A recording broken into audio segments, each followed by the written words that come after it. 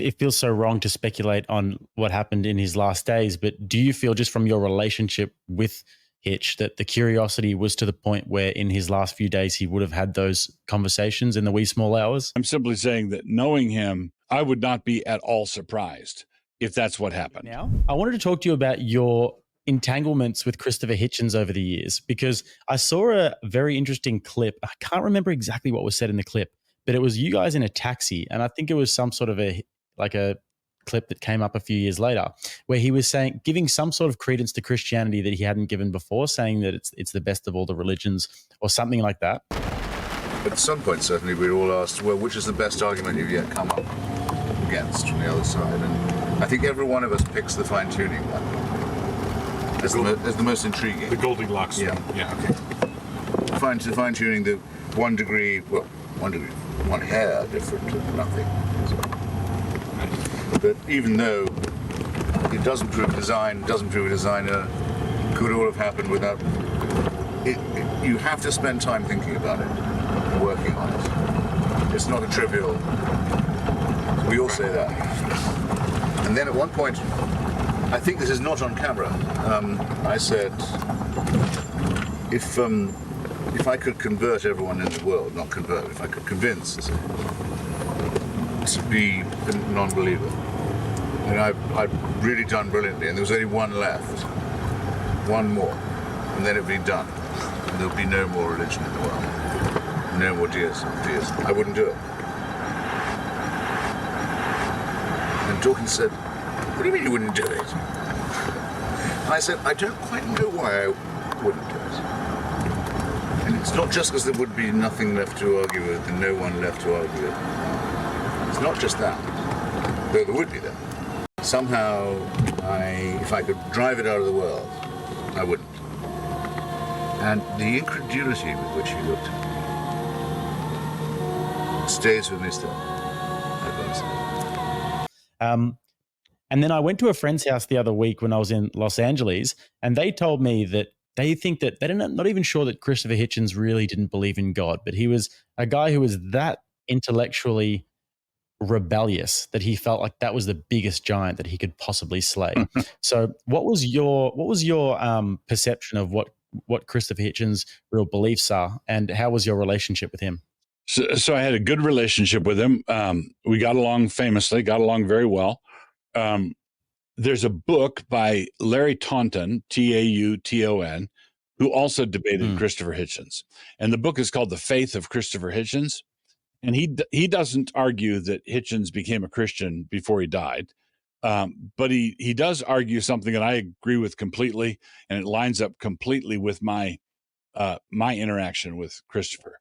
And that is, I believe that Christopher Hitchens was interested in Christianity. That's just, I think he was interested, and he had been such a notorious atheist that if someone like Hitch started having regular lunches with the Archbishop, that would be noticed.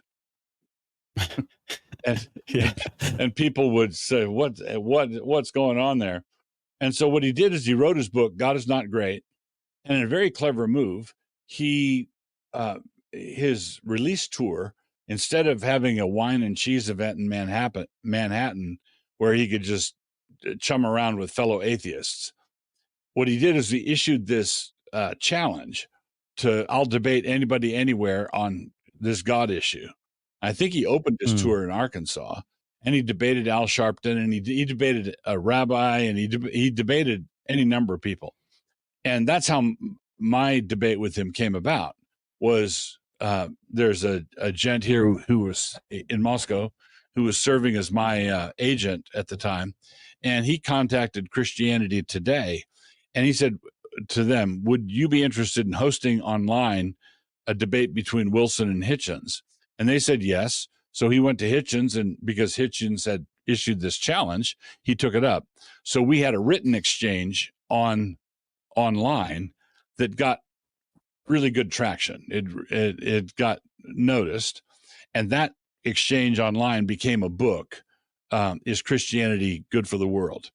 When we released the book, we did a mini book release tour for 3 days in New York, Philadelphia, and Georgetown in D.C. And we had a camera crew that followed us for those 3 days, and that's where the film Collision came from, was the filming of those exchanges on the book release tour. Now, all of that said, these debates were a cover that enabled Christopher Hitchens to hang out with Christians. Right? Interesting. He was not in a position to hang out with Christians otherwise. So I've had lunch with him. I've had breakfast with him. Larry Taunton took a road trip with him. So there was a lot of interaction that Hitch had with Christians off stage as a result of this challenge. And I believe that he was genuinely interested. Now so I'm not claiming that he was converted before he died either. I don't think we can make that claim, but I do believe that we can say that there were, I'll put it this way. My dad, who was a very gifted evangelist, said that people go through 3 stages. I'll never become a Christian. They announce to you, I'll never become a Christian, or I'll never become your kind of Christian, which tells you that they've been thinking about it. Right?